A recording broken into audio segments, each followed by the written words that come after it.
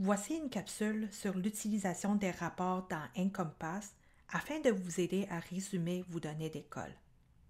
Cette capsule est destinée aux écoles élémentaires, incluant celles de la maternelle jusqu'à la 8e année.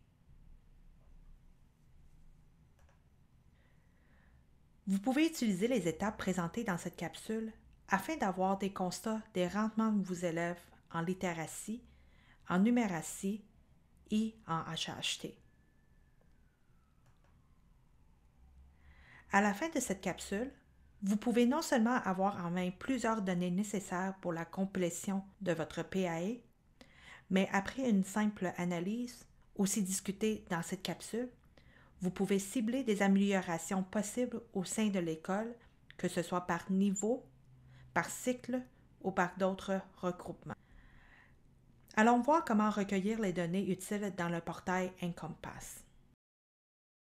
Pour ce faire, vous pouvez accéder au portail Encompass par le biais de notre EAV. À titre de rappel, veuillez seulement utiliser votre nom d'utilisateur et votre mot de passe. Lorsque vous arrivez à la page d'accueil, vous pouvez défiler le menu de gauche jusqu'à la section Rapport École Conseil. Cliquez sur la flèche afin d'étendre la sélection de graphiques disponible à vous. Par la suite, vous pouvez sélectionner un graphique qui vous intéresse. Commençons par la littératie à l'élémentaire.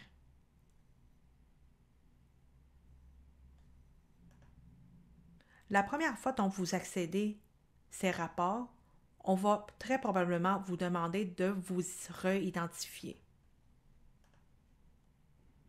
Dans ce graphique, il n'est habituellement pas nécessaire de sélectionner l'école. Ce filtre est programmé pour les utilisateurs qui ont accès aux données de plus qu'une école. Vous pouvez utiliser ces filtres afin d'avoir un graphique qui résume seulement les données d'un certain cycle, d'un certain niveau ou d'une certaine classe. Dans ce rapport, il y a possibilité de visionner les données du bulletin de progrès et les bulletins initial et final. La division est faite ainsi car les codes données ne sont pas les mêmes dans ces deux types de bulletins. Un peu plus bas, d'autres fils vous sont disponibles afin de vous donner un résumé des rendements selon différentes démographies. Donc, le genre, les élèves ayant un PEI ou non, ALF et aussi les élèves qui ont été auto-identifiés. Veuillez noter que ces filtres sont additifs. Donc, si vous activez les filtres de filles et oui pour PEI, le graphique vous résumera les rendements des filles qui ont un PEI à votre école. Pour enlever le filtre, il ne suffit que recliquer sur la même sélection afin de le réinitier. Regardons un exemple. Si vous voulez avoir une idée des rendements de lecture de vos élèves au cycle moyen, vous pouvez aller au bulletin I et F. Par la suite, sélectionnez les niveaux 4, 5 et 6. Les pourcentages changeront selon les critères que vous avez précisés. Par défaut, les données de l'année précédente et de l'année en cours sont inclus dans le graphique. Non seulement que vous pouvez voir la distribution des élèves en pourcentage, mais vous pouvez mettre le curseur sur la bande afin de voir le nombre d'élèves appartenant à ce groupe. La légende en haut vous donne la correspondance des couleurs et les niveaux de rendement. Pour les résumés en HHT, la même logique s'applique, mais les données sont résumées dans un autre graphique. Vous pouvez tout simplement vous diriger vers le graphique HHT élémentaire afin d'avoir des résumés. Encore une fois, les données de l'année en cours et de l'année précédente sont incluses dans ces graphiques. Une fois le graphique est finalisé, vous pouvez soit faire une capture d'écran. Vous pouvez aussi transférer vos données sous forme d'un tableau afin d'avoir un aperçu de pourcentage.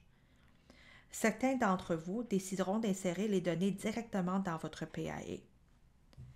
Le choix est libre à vous et on vous conseille de choisir la meilleure façon qui vous permettra de retirer le plus de constats et vous mèneront à des suggestions d'actions pédagogiques à prendre. Regardons maintenant comment faire une première analyse lorsque vous avez une vue générale des données de votre école. Nous vous présentons deux façons différentes de résumer vos données, donc dans Excel et PowerPoint. Avec les graphiques ou les tableaux de résumé, vous pouvez déjà observer des particularités de votre école et les questions à poser à propos de vos données. Il est à noter que même si les données présentées ne sont pas celles de votre école, on vous conseille de jeter un regard critique et poser des questions semblables. Il est aussi intéressant de corréler les données avec vos perceptions afin d'appuyer votre prise de décision sur les actions les plus avantageuses. Par exemple, pour cette école A, nous avons un aperçu des résultats en écriture pour les cycles primaires et moyens. Si on regarde de plus proche, presque 30% des élèves au cycle primaire et plus de 40% des élèves au cycle moyen sont considérés à risque.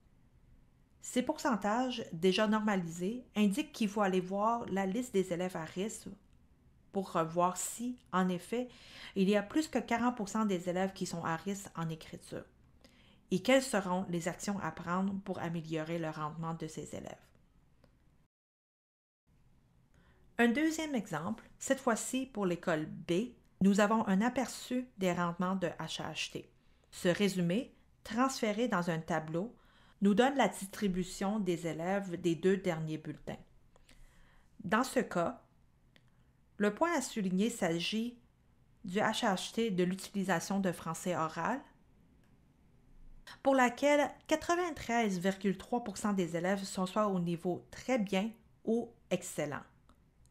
Ici, les enseignants pourraient se poser la question et se demander si ce pourcentage représente vraiment la réalité et si les données concordent bien avec leur perception. On vous encourage à aller plus loin avec les données qui ont été générées à travers les années afin d'exploiter votre plan d'amélioration d'école à son maximum.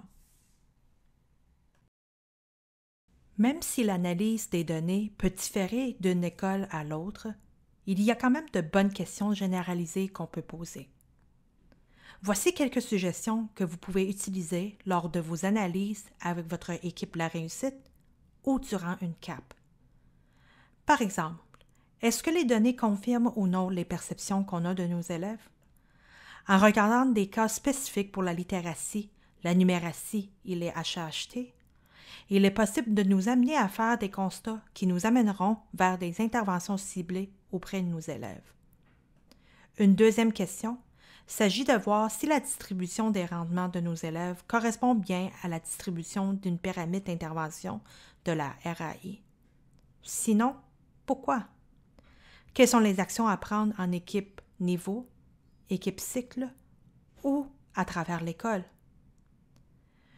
Une fois que vous avez une bonne compréhension de vos données et les causes possibles, quels sont alors vos objectifs SMART? Pour aller plus loin, on vous invite à consulter la prochaine capsule destinée autant à la direction et aux enseignants de l'utilisation des graphiques à la page d'accueil pour l'harmonisation des pratiques. Pour toute question, on vous invite à discuter avec les services pédagogiques ou à envoyer un courriel à aideencompass@csviamont.ca. Merci.